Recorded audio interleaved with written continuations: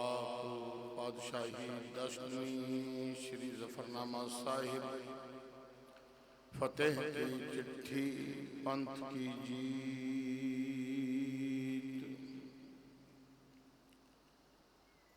کمال کرامات قائم کریم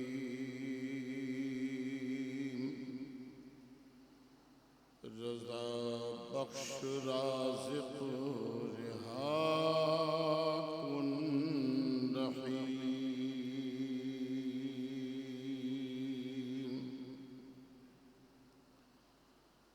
اما بخشندہ و دستگیر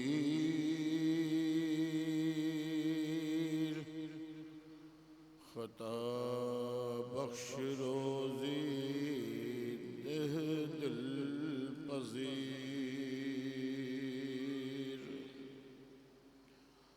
اما بخشندہ و دستگیر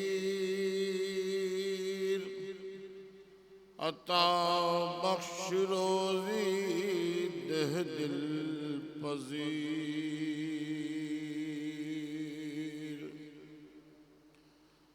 کہ صاحب دیارست اعظم عظیم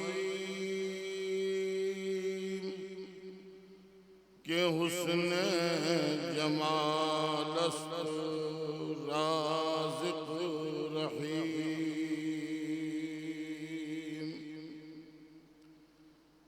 جہاں پاک زیرست ظاہر ظہور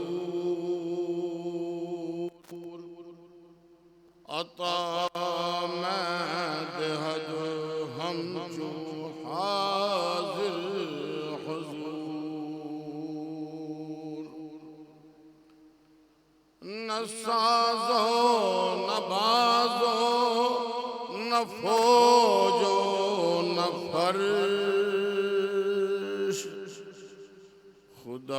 خداوند بخشند و عیش عرش اے شہنشاہ اورنگزیب العین زداری دورست دین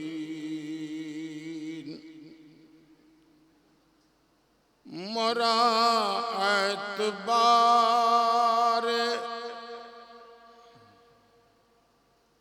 بری قسم نیست کہ ایزد گواہ است یزدان یکیست کہ آور غرور است بر ملک و مال بمارا پناست یزدان اکال گر سے چکار کند چہل نر دلک بر آمد بروں بے خبر کہ پیما شکن بے درنگ آمدند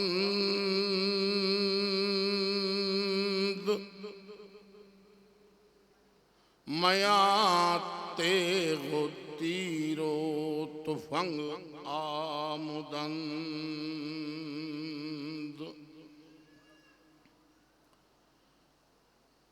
چون کارز ہما حیلت درگذشت حلال است بردن بشمشیر دست چاہا شد کہ چون بچگانے کشت چار ہر باقی بمادست پیچیدہ مار چے شدگر شغال بمکروریا ہمیں کشت دو بچے شیر را رس شیر ضیا زندہ ماند ہمیں زتو انتقام ستاند ہمیں نہ ایمان پرستی نہ اوضاع دین نہ صاحب شناس نہ محکم یقین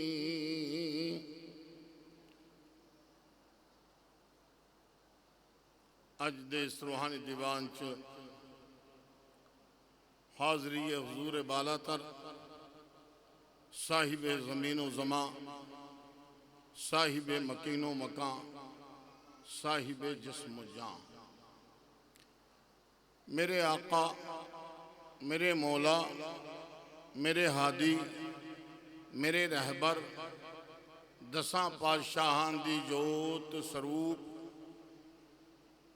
حاضر حضور ظاہر ظہور نور علی نور تہنو تہنو ست ست صاحب شری گرو گرنتھ صاحب جی مہاراج جی دی پاک بولو جی واہ گرو میں سونے سونے سونے سونے القاب دیاں لفظاں دیاں ڈالیاں صاحب دی بارگاہ وچ عرض کرانگا پیش کرانگا تے جد ایک جملہ میں بول ہٹاں تے تسی آپ دا ہاما پرو تے واہ گرو بولنا ہے پاک بولو واہ گرو پاون پوتر سچی پاکیزہ کرپالو دیالو عظمت والی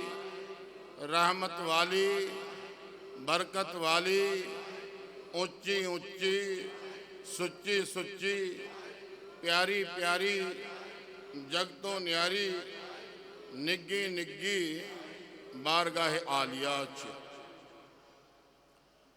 خاکسار غلام حیدر قادری آپ دی حاضری نو اپنی سعادت مندی طلب کشائی نو خوش نصیبی سمجھدائی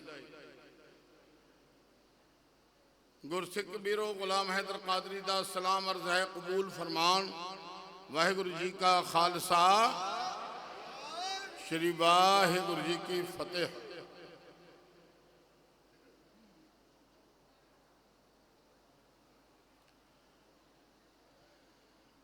انصاف کرے گر یہ زمانہ تو یقین ہے کہہ دو گرو گوبند کا ثانی ہی نہیں ہے انصاف کرے گر یہ زمانہ تو یقین ہے کہہ دو گرو گوبند کا ثانی ہی نہیں ہے عبادت میں گرو عرش ہے اخلاق زمین ہے عبادت میں گرو عرش ہے اخلاق زمین ہے محبت کے مریدوں کے لیے اللہ غنی ہے جذبے کہیں الفت کے یہ پائے نہیں ہم نے ہے دیکھنا ایک بات سنے بھی نہیں ہم نے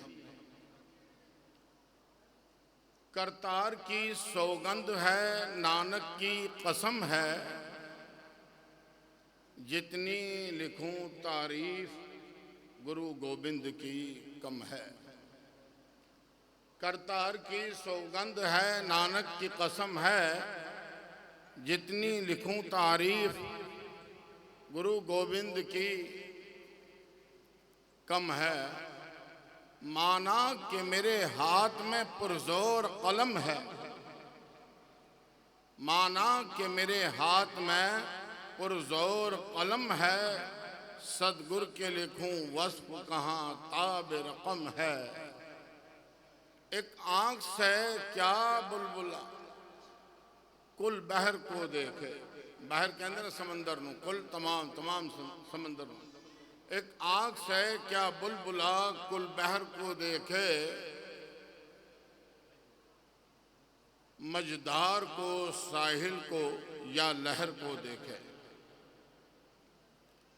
ਸੰਗਤ ਜੀਓ ਮੈਨੂੰ ਫੋਨ ਆਇਆ, ਕਹਿੰਦੇ ਸੰਗਤਾਂ ਦੀ ਡਿਮਾਂਡ ਹੈ ਕਿ ਸ਼੍ਰੀ ਜ਼ਫਰਨਾਮਾ ਸਾਹਿਬ ਸੁਣਨਾ ਹੈ। ਮੈਂ ਕਿਹਾ ਠੀਕ ਹੈ। ਸ਼੍ਰੀ ਜ਼ਫਰਨਾਮਾ ਸਾਹਿਬ ਦੇ ਉੱਤੇ ਆਪਾਂ ਅਰਥ ਵਿਆਖਿਆ ਕਰਨੀ ਹੈ ਤੇ ਪਹਿਲੇ ਆਪਾਂ ਸ਼੍ਰੀ ਜ਼ਫਰਨਾਮਾ ਸਾਹਿਬ ਨੂੰ ਸਮਝਣ ਲਈ ਬੈਕਗਰਾਉਂਡ ਵੱਲ ਜਾਣਾ ਹੋਗਾ।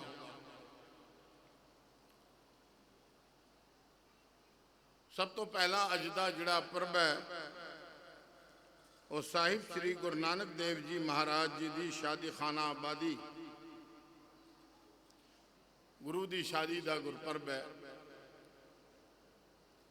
ਉਹ ਮਾਤਾ ਜੋ ਮਾਂ ਬੇਮਿਸਾਲ, ਉਹ ਪਿਤਾ ਜੋ ਪਿਤਾ ਬੇਮਿਸਾਲ, ਉਹ ਸੰਤਾਨ ਜੋ ਸੰਤਾਨ ਬੇਮਿਸਾਲ, ਬਾਬਾ ਸ਼੍ਰੀ ਚੰਦ ਸਾਹਿਬ ਤੇ ਬਾਬਾ ਲਖਮੀ ਚੰਦ ਸਾਹਿਬ।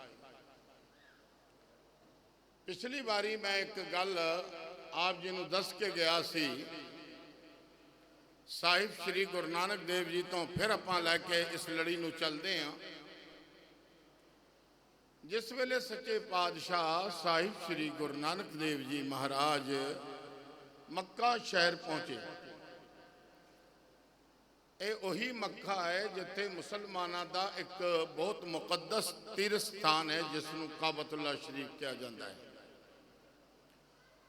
ਉੱਥੇ ਸਾਹਿਬ ਤੋਂ ਇੱਕ ਕਰਾਮਤ ਜ਼ਹੂਰ ਪਜ਼ੀਰ ਹੋਈ, ਇੱਕ ਇੱਦਾਂ ਦਾ ਕਾਰਨਾਮਾ ਹੋਇਆ। ਉਸ ਤੋਂ ਬਾਅਦ ਕਾਜ਼ੀ ਰੁਕਨੁੱਦੀਨ ਸਾਹਿਬ ਸੱਚੇ ਪਾਤਸ਼ਾਹ ਦੇ ਮੁਰੀਦ ਬਣ ਗਏ।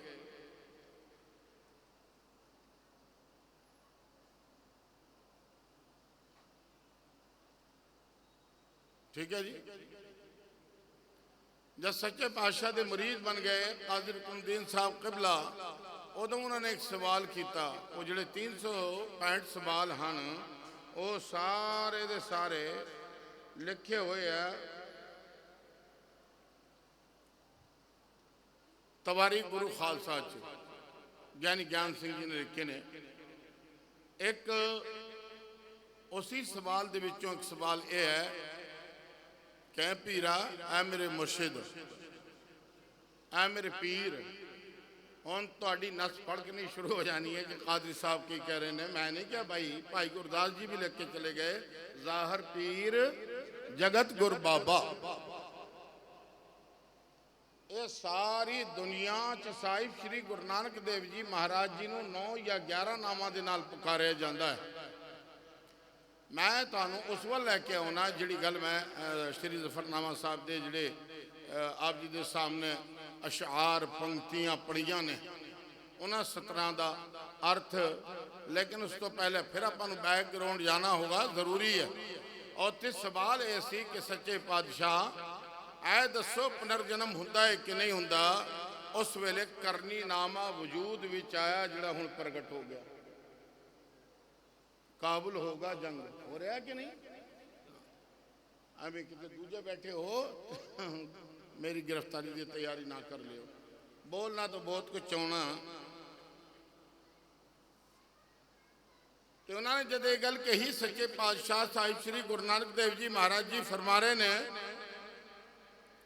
نانک آنکھیں رکن الدین سنو سچا جواب، پڑھے سنے جو پریت کر چھوٹے سب عذاب، 10واں جامہ پہن کر بیٹھوں پر کرتار، اورنگزیب پادشاہ گرمکھی چ لکھیا ہویا ہے پر یہ اچارن ہویا ہے ہندی چ، لفظی بادشاہ بادشاہ تے پادشاہ یہ تھوڑا جا انتر ہے، وہ میں ہجے اس والے پاس نہیں جانا۔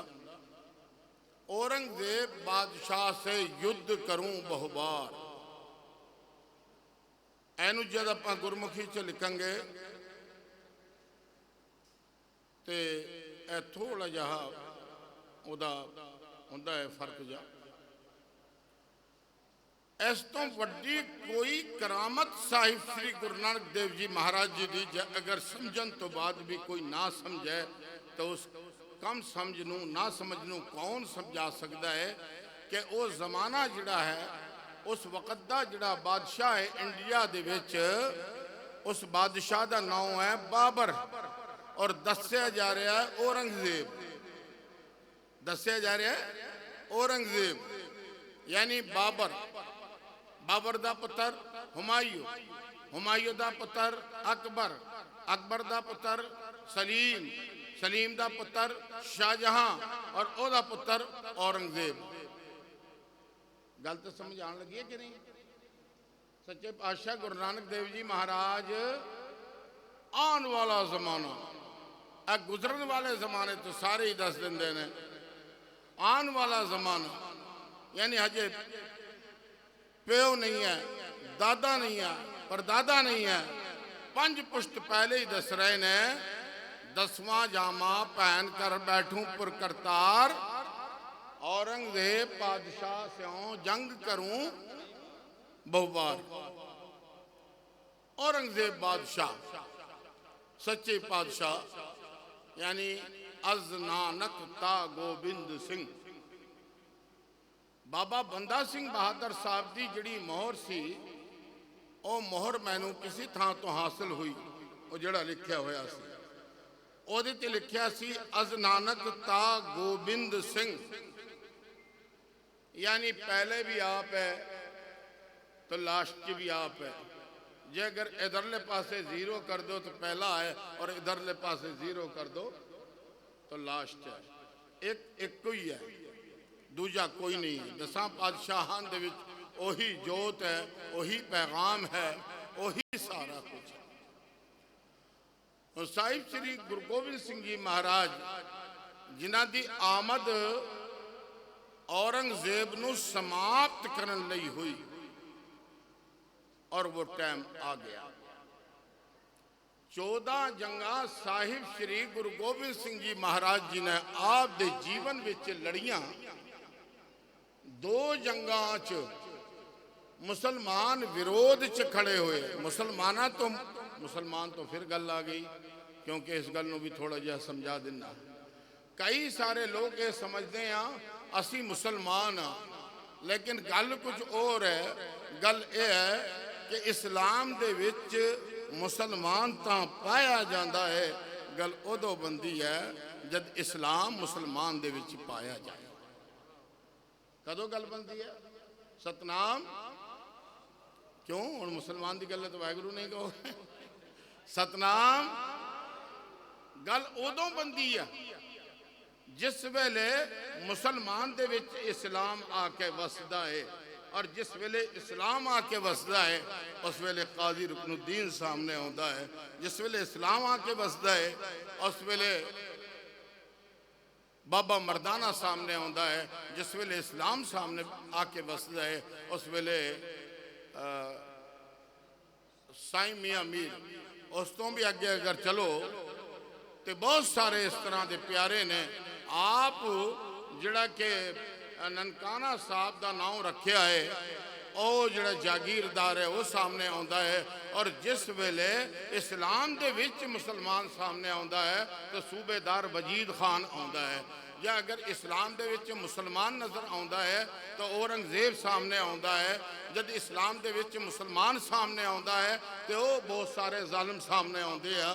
ہن ساڈے پرچارکاں نے لا باڈے ان سارے انو چکے پرام ماریا، دے گانا انہاں دی پوری طبیعت ہری کر دیتی ہے، لیکن ہن صاحب شری گرو گوبند سنگھ جی مہاراج اورنگزیب دی سماپتی لئی تشریف لائے کے آئے، ایک کرنی نامے دے وچ ہے، اور پھر ظفر نامے دی اپاں ہن گل کر دے ہیں، میں آپ جنہوں پڑھ کے سنایا ہی ਤੇ ਹੁਣ ਆਪਾਂ ਗੱਲ ਕਰਦੇ ਹਾਂ ਜ਼ਫਰਨਾਮਾ ਸਾਹਿਬ ਦੀ। ਕਰਨੀ ਨਾਮਾ ਪੜਿਆ ਕਰੋ। ਹੁਣ ਕਰਨੀ ਨਾਮਾ ਪ੍ਰਗਟ ਹੋਣ ਵਾਲਾ ਹੈ। ਨਸਰੁਮ ਮਿਨੱਲਾਹਿ ਵ ਫਤਹੁਨ ਕਰੀਬ। ਉਹ ਪਿਆਰੇ ਜਿਹੜੇ ਰੱਬ ਦੇ ਜੀਆਂ ਨੂੰ ਪਿਆਰ ਕਰਦੇ ਨੇ, ਉਹਨਾਂ ਨੂੰ ਖੁਸ਼ਖਬਰੀ ਹੈ ਕਿ ਹੁਣ ਜ਼ੁਲਮ ਦਾ ਸਫਾਇਆ ਫਿਰ ਹੋਣ ਵਾਲਾ।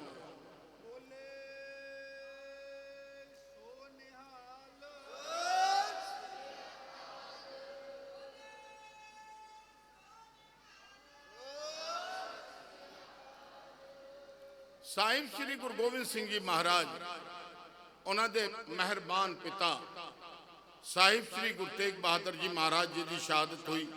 ਜੇ ਅਗਰ ਇਹਦੀ ਬੈਕਗਰਾਉਂਡ ਦੱਸਾਂ ਨਾ, ਇਹਦੀ ਬੈਕਗਰਾਉਂਡ, ਤੇ ਤੁਹਾਨੂੰ ਮੈਂ 10 ਦਿਨ ਬੈਠਣ ਦਾ ਚੈਲੰਜ ਕਰਦਾ। ਫਿਰ ਮੈਂ ਤੁਹਾਨੂੰ ਦੱਸਾਂਗਾ ਕਿ ਕਿੱਥੋਂ ਚੱਲ ਕੇ ਲੜੀ ਚੱਲਦੀ ਹੈ, ਕਿੱਥੋਂ ਲੜੀ ਟੁੱਟਦੀ ਹੈ। ਕਿਉਂਕਿ ਸਾਡੇ ਜਿਹੜੇ ਬੱਚੇ ਆ ਅੱਜ ਸਤਿਕਾਰਯੋਗ ਗਿਆਨੀ ਪੰਥ ਪ੍ਰਕਾਸ਼ ਜਿਹੜਾ ਹੈਗਾ ਚੂੜਾਮਣੀ ਕਵੀ ਸੰਤੋਖ ਸਿੰਘ ਜੀ ਨੂੰ ਪੜ੍ਹਦੇ ਆ, ਜਿਨ੍ਹਾਂ ਦਾ ਸਮਾਂ 125 ਸਾਲਾਂ ਦਾ ਹੈ। ਲੇਕਿਨ ਜਦ ਆਪਾਂ ਬੈਕਗਰਾਉਂਡ ਤੋਂ ਹਜ਼ਾਰਾਂ ਸਾਲਾਂ ਦਾ ਇਤਿਹਾਸ ਪੜ੍ਹ ਕੇ ਉਹ ਲੜੀ ਜੋੜਨੀ ਸ਼ੁਰੂ ਕਰਦੇ ਆ, ਫਿਰ ਆਪਣੇ ਸਾਹਮਣੇ ਕਈ ਸਾਰੇ ਰਾਜ਼ ਖੁੱਲ ਕੇ ਸਾਹਮਣੇ ਆਉਂਦੇ ਆ। ਤੇ ਹੁਣ ਆਪਾਂ ਆ ਜਾਈਏ ਇਧਰਲੇ ਪਾਸੇ ਨੂੰ। ਜਦ ਆਪਾਂ ਇਧਰਲੇ ਪਾਸੇ ਨੂੰ ਆ ਜਾਈਏ ਤੇ ਸਾਹਿਬ ਸ਼੍ਰੀ ਗੁਰੂ ਤੇਗ ਬਹਾਦਰ ਜੀ ਮਹਾਰਾਜ ਜੀ ਦੀ ਸ਼ਹਾਦਤ ਹੋਈ ਆਪ ਦੇ ਲਈ ਨਹੀਂ ਹੋਈ, ਬਲਕਿ ਜਨਹਿਤ ਲਈ, ਗਰੀਬਾਂ ਲਈ, ਮਜ਼ਲੂਮਾਂ ਲਈ, ਬੇਬਸਾਂ ਲਈ, ਬੇਸਹਾਰਿਆਂ ਲਈ, ਮਾਵਾਂ ਲਈ, ਭੈਣਾਂ ਲਈ ਔਰ ਇਸ ਭਾਰਤ ਦੀ ਹੋਂਦ ਲਈ ਹੋਈ।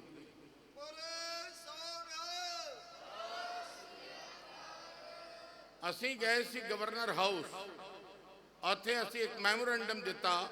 ਉਹਦੇ ਵਿੱਚ ਲਾਸਟ ਜਿਹੜਾ 5 ਨੁਕਾਤੀ ਸੀ, 5ਵਾਂ ਨੁਕਤਾ ਇਹ ਸੀਗਾ ਕਿ ਸਾਹਿਬ ਸ਼੍ਰੀ ਗੁਰੂ ਤੇਗ ਬਹਾਦਰ ਜੀ ਮਹਾਰਾਜ ਜੀ ਦੀ ਸ਼ਹਾਦਤ ਤੇ ਪ੍ਰਕਾਸ਼ ਸਰਕਾਰ ਵੱਲੋਂ ਗੱਜਦੇ ਵੱਜਦੇ ਔਰ ਪੂਰੇ ਸ਼ਾਨ ਸ਼ੌਕਤ ਦੇ ਨਾਲ ਹੋਣਾ ਚਾਹੀਦਾ ਹੈ।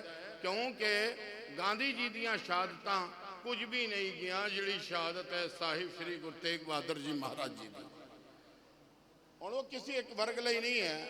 ਆ ਕੁੜੀਓ ਜਿਹਨੇ ਜਾਣਾ ਪੁੱਤ ਹੌਲੀ ਕਦਾਈ ਚਲੇ ਜਾਓ, ਜਿਹਨੇ ਖੜਨਾ ਹੈ ਉਹ ਖੜ ਜਾਓ।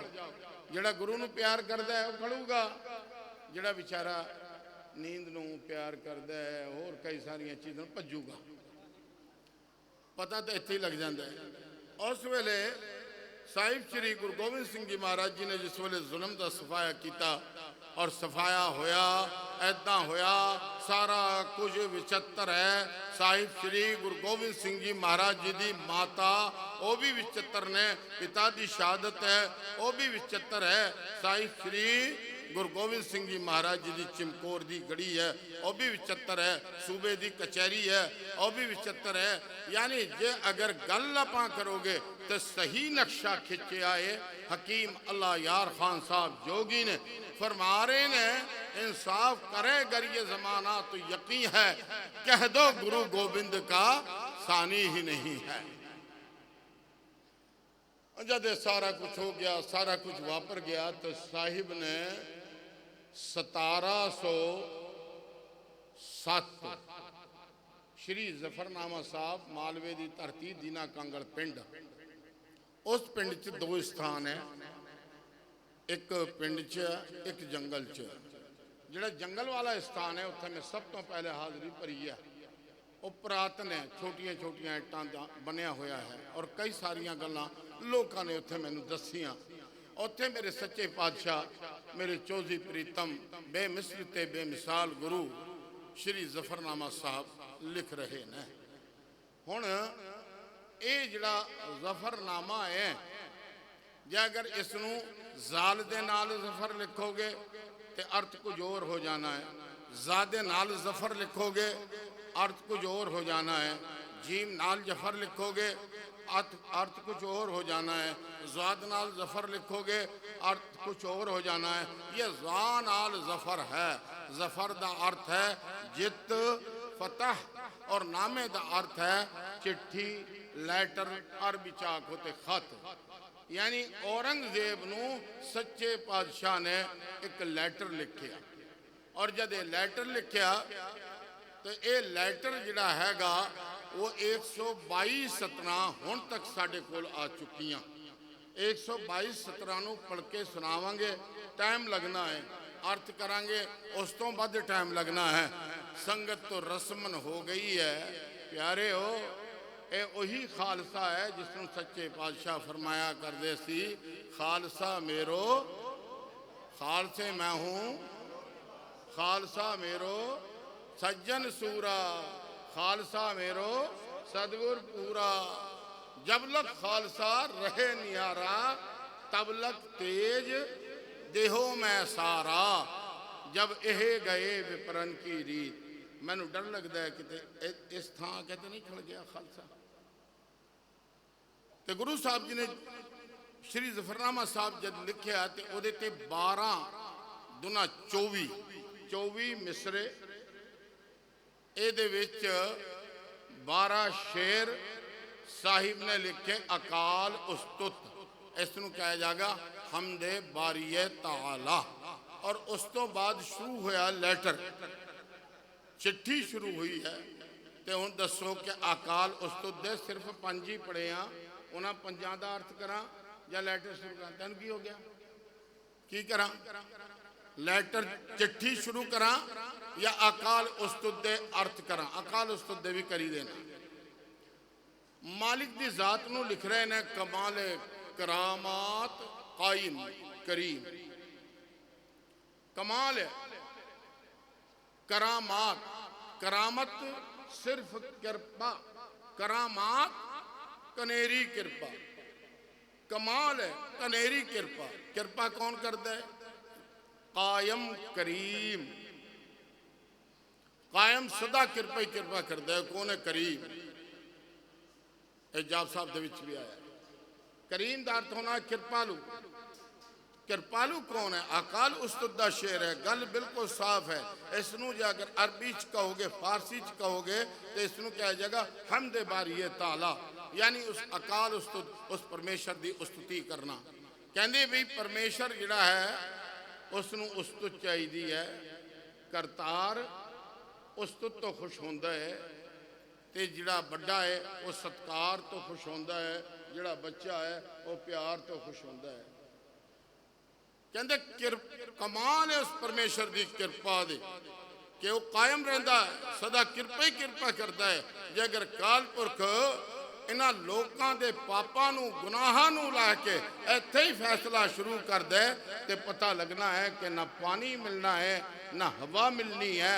साडे सारे दे सारे अवगुण जिन्ने भी हैं उन्हां सारियां नूं सारियां दी पर्दापोशी करदा है।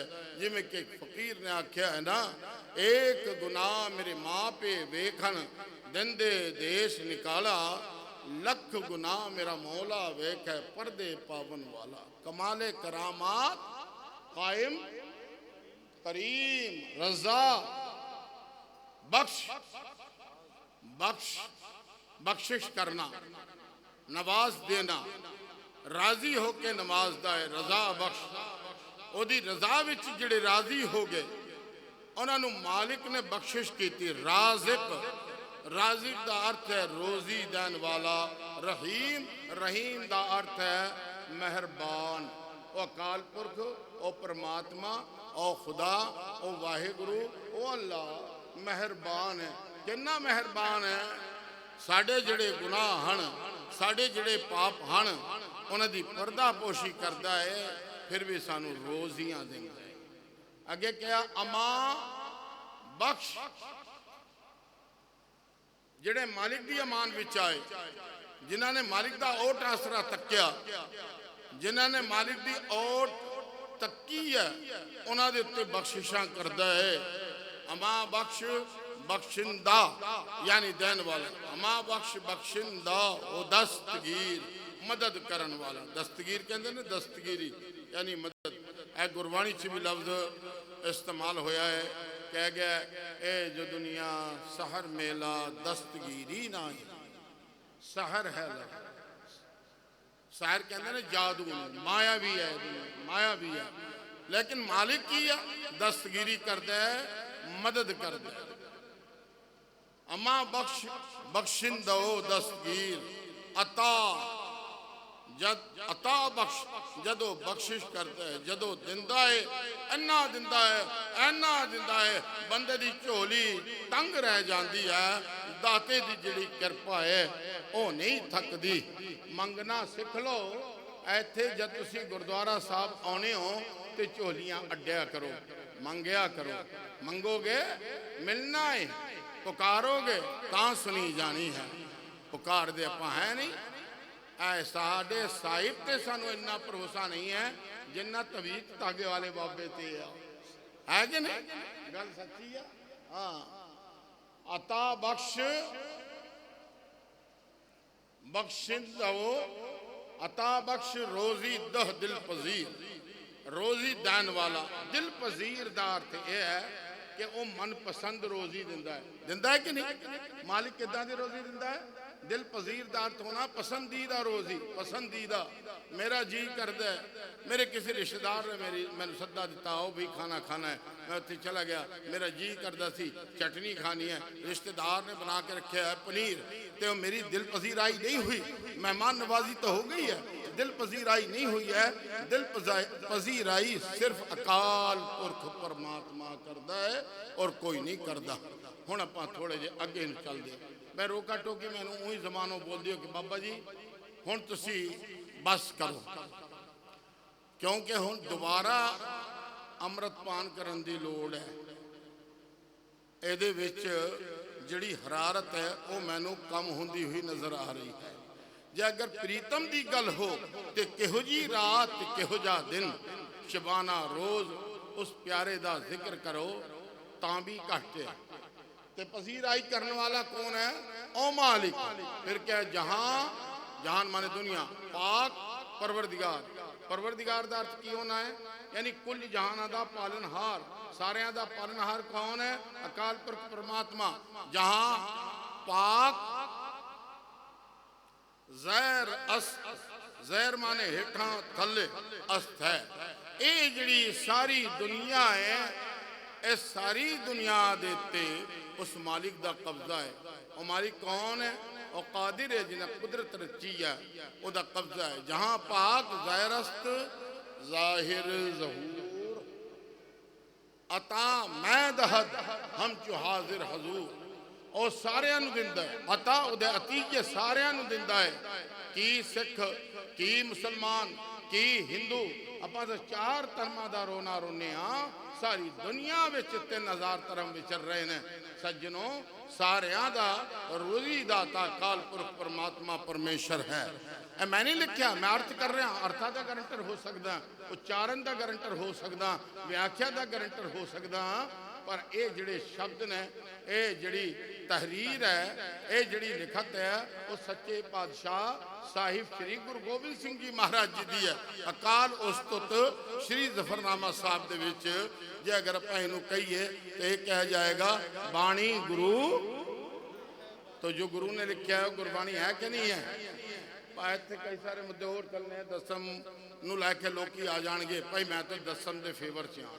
ठीक है, जे अगर तुसी मैनू एक दिन का टाइम दो तो जो चरित्र व्याख्यान किया होया है मैं प्रैक्टिकली करके लोगों के सामने धर देंगा कि जे अगर चरित्र व्याख्यान नहीं लिखा होंदा तो अज साडा हाल की होना सी। तो चलो हुण आपां अगे चलते हैं। अगे कहा गया न साजो न बाजो न फौजो न फर्श। साज बाज, हटो बचो, फौज फर्रा, जिले पना महबूब सुबानी तशरीफ लैके आ रहे हैं। हाथी दे उत्ते सवार है। पहले जब राजे हाथी ते चलते सी उदों उन्हां दे उत्ते छतर हुंदा सी ते चौर इस तरह करते हो उन्हां दे नौकर चा कराउंदे सी। आ देख लियो तुसी यूट्यूब ते हैगा, महाराजा बोके नूं देख लियो, ओदा भी इदां हैगा। लेकिन हुण सच्चे पातशाह दा छतर झुलदा है, इत्थे चौर साहब हुंदी है। ये सारे झूठे सी, मर गए। ए अमर ने ऐदा ही है, जाहिर है, नाजिर है। लोग की कहणगे कि नजर नहीं आउंदे। आ तेरे जिहड़े चक्षु है ये भी माया भी है। तू सिर्फ माया नूं वेख सकदा है या वेख सकदी है, या अगर उस प्रीतम दे दर्शन करने आ तो दिल दियां अखां रोशन करनियां पैणगियां तां तैनूं दर्शन होने आ। इन्हां अखां नाल कित्थे हो जाणगे गंदियां मंदियां, पता नहीं किहो जिहियां अखां लई फिरदे हो। ये माया भी हन। نہ سازو نہ بازو نہ فوجو نہ فرش ہے میرے مالک تینوں ٹھاٹ باٹ دی لوڑ نہیں ہے ہٹو وچو دی لوڑ نہیں ہے اے میرے سچے پادشاہ تو ایہو جا کال پرک پرماتما ہے صدا تو صدا رہنے والا ہے آد سچ ہے پی نانک تے کہہ تینوں ہٹو بچو دی لوڑ نہیں ہے نہ فوج دی لوڑ ہے نہ لشکر کی لوڑ ہے نہ کسی اور چیز دی لوڑ ہے اے کال استدہ شیر ہے اینو کئی ساریاں نے ہور طرح ارتھ کر دیتا انہاں بیچاریاں دی کوئی خطا نہیں ہے خطا اے ہے کہ انہاں نے فارسی جڑا رٹا ماریا ہے وہ گرمکھی تو ماریا ہے ادوں تک گل سمجھ نہیں آؤندی جدوں تک تحریر سامنے نہیں ہوندی کہ کمیں لکھیا گیا الٹیمیٹم مل گیا ٹھیک ہے جی 5-7 منٹ لے سکتے ہیں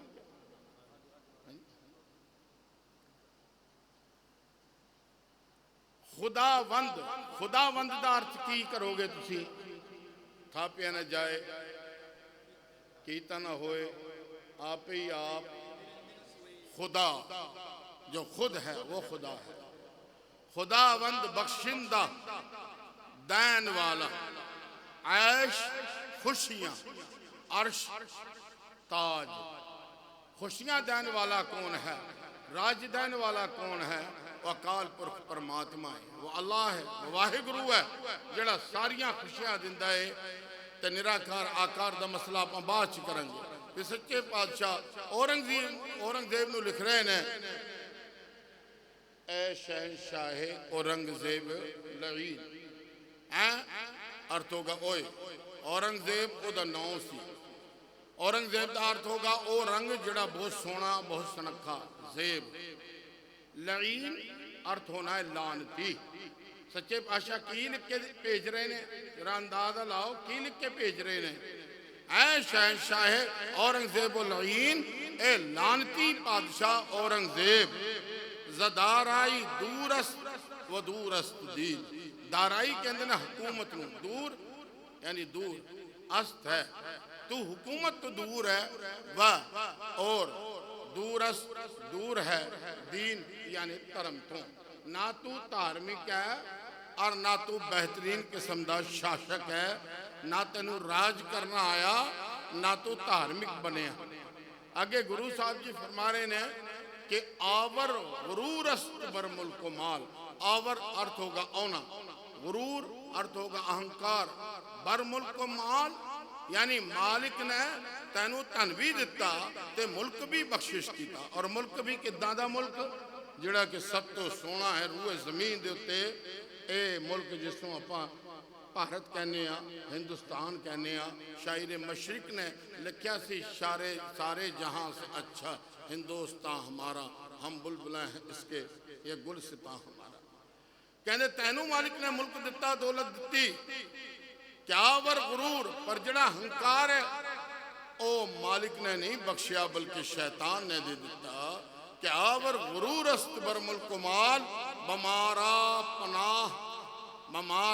پناہ است یزداں اکال اور میں اکال پرخ دی پناہ چاہاں میں اکال پرخ دی پناہ چاہاں میری قوم اکال پرخ دی پناہ چاہا میری سنتان اکال پرخ دی پناہ چاہا بمارا پناہ است یزداں اکال تو سچے پادشاہ نے اورنگزیب نو القصہ گل ہے کہ شری ظفرنامہ صاحب لکھیا اور لکھن تو وال بھائی صاحب بھائی دیا سنگھ جی اے شری ظفرنامہ صاحب لے کے گئے ادوں اورنگزیب احمد نگر گیا اورنگ آباد جا کے انہوں نے ٹھہر کی تھی میں 1 منٹ سے سماپت کر دینا میں نے بھی نہ بڑا شوق تھوڑی ہو گیا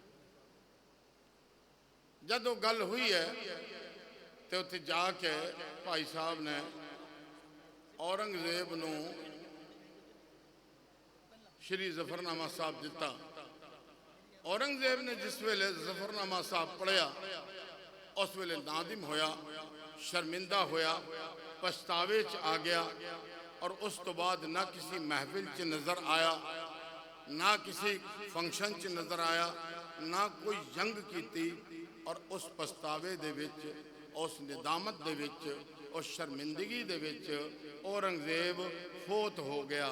یعنی گل اے ہے کہ اورنگزیب ظالم تو سی پر غیرت مند سی. سچے پادشاہ نے جدوں انہوں شیشہ وکھایا تے غیرت دے وچ او مر گیا. جڑی جنگ شروع ہوئی سی اس نو سچے پادشاہ نے اورنگزیب جدے بے شمار دشمن سن نہ کوئی برچھا مار سکیا نہ کسی تیر نے مارا اور نہ کسی تلوار نے مارا. اس اورنگزیب نو میرے صاحب دی قلم دی تار نے مارا. یعنی شری ظفرنامہ صاحب انہیں جس ویلے پڑھیا اور پڑھن تو بعد او اس دار فانی نو پونچھ کر گیا. آپ جی سارے نو ایتواڈے والوں اسی حکم اس کر کے میں جنک ٹائم سی انہیں ایک آپ جی نو دسیا ہے تو گرو صاحب جی کرپا کرن ایدہ ہی اے جڑا پرب ہے تسی مناؤ خوشیاں دے نال. سچی پادشاہ دی آمد اور انہوں دی شادی دی آمد انہوں دی خوشیاں دی آمد انہوں دی پرب دی آمد تو انہوں سارے نو مبارک ہوئے. میں جنہیں بھی ایتھے کومیٹی آلے بیر نے اور جنہیں بھی آئے ہوئے سروتے نے اور خاص طور تے تو دے جڑے بہت ہی سنگھ صاحب یعنی شیر سنگھ جی کئی سارے اسٹیجاں تے میں انہاں نال سانجا ہوں. انہوں نے بہت لوگوں کو ودیا بخشی ہے. مالک انہاں دی لمبیاں عمراں کرے تے ایتھے ایک ہارڈلی طور تے بھی ساڈا رشتہ ہے جڑا اے ہرمیت میتا ہے. میں اسی تو میتا ہی کہنے ہیں. اے دے اگلے پروار دے نال بھی ساڈے رشتے سن کیونکہ اسی صوفی سنت ہونے ہیں اور اے جڑا پنجاب ہے وہ صوفی سنتاں تو ڈر کے نہیں پہنچدا بلکہ انہاں دے نیڑے لگدا ہے. انہاں چکاں دی کھما جن نے کاب جنوں سنایا اس کو پروان کرے ہو. ٹائم میرے ہاتھ وچ ہے نہیں. ٹائم دے اندر رہ کے گل کرنی چاہیے ہے. گرو دی استاد شبانہ روز ساری زندگی کر دے رہو پھر بھی یہ مک نہیں سکتی. واحد گرو جی کا خالصہ شری واحد گرو جی کی فتح.